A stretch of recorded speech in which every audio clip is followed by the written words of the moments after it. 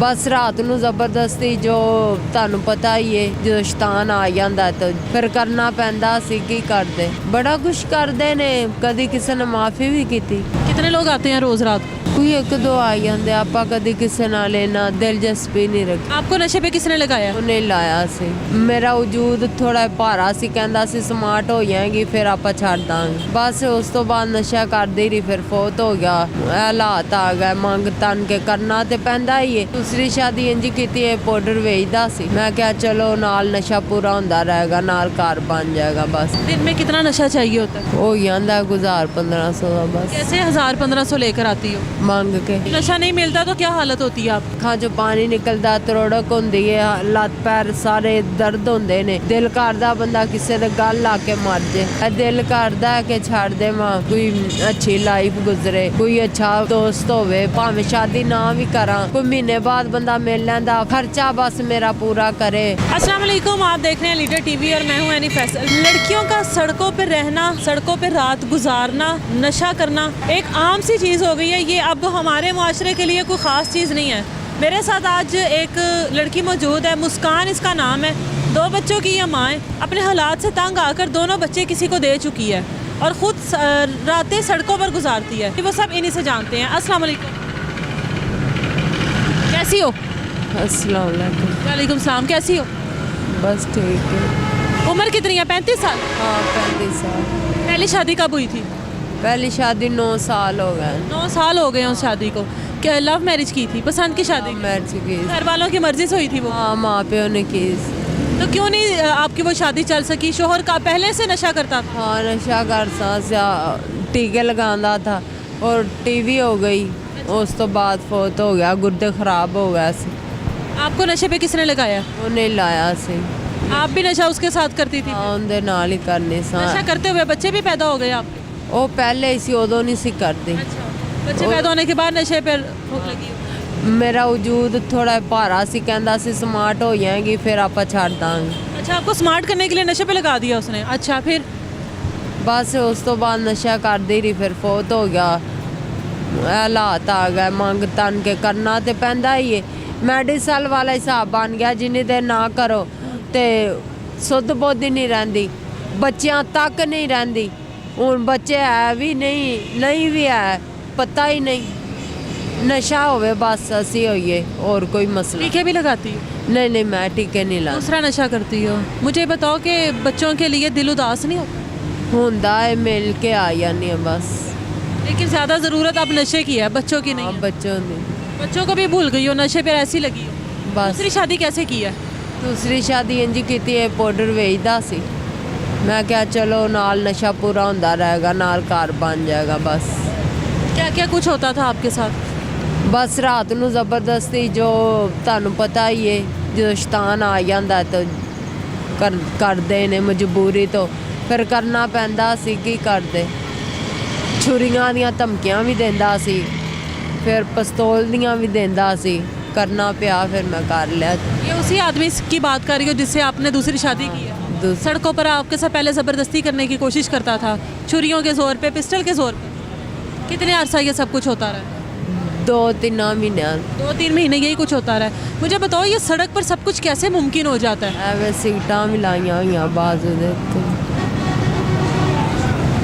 ये आप दूसरे लगाई हुई हैं? हाँ असियत देता था।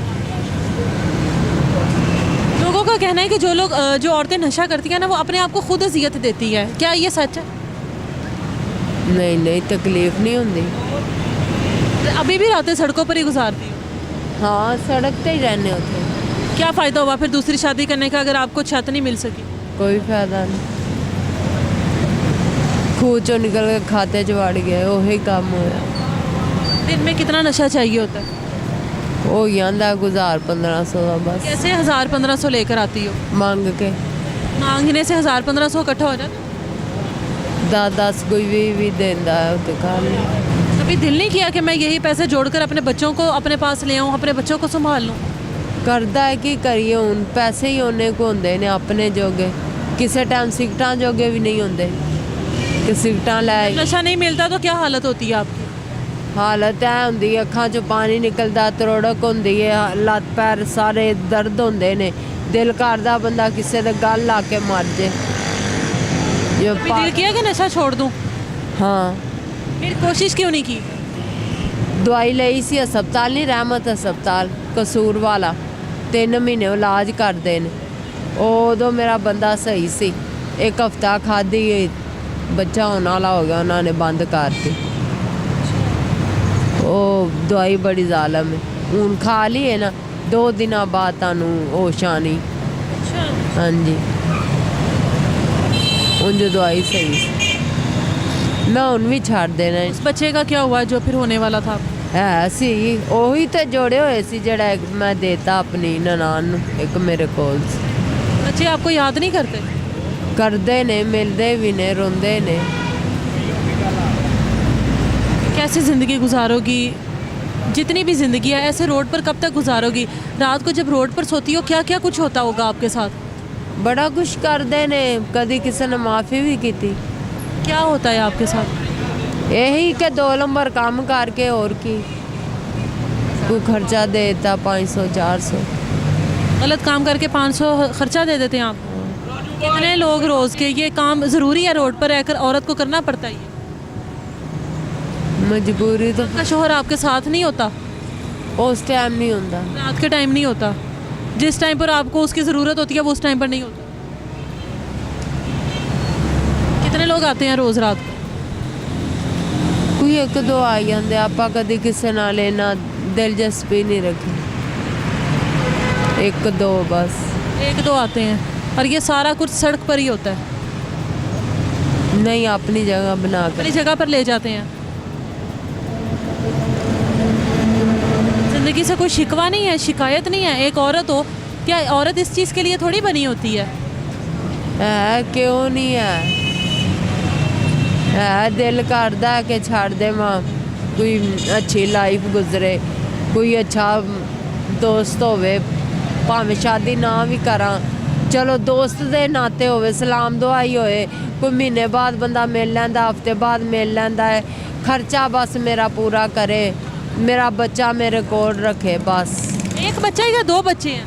एक ते लिख के देता स्टाम्प करके एक लिख कर दे दिया हुआ है किसी को? हाँ एक ही है बस मेरे को इससे शादी कैसे की? शादी की भी आई या इतने सालों से वैसी रह रही है? नहीं कीती है कैसे किया? कहाँ निकाह किया था? कहाँ पर जाकर किया था?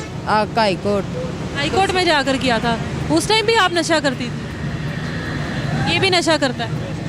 सड़क पर रहते रहते ये सब कुछ हुआ और बाद में निकाह कर तो भी इसने आपको छत नहीं दी अब तक।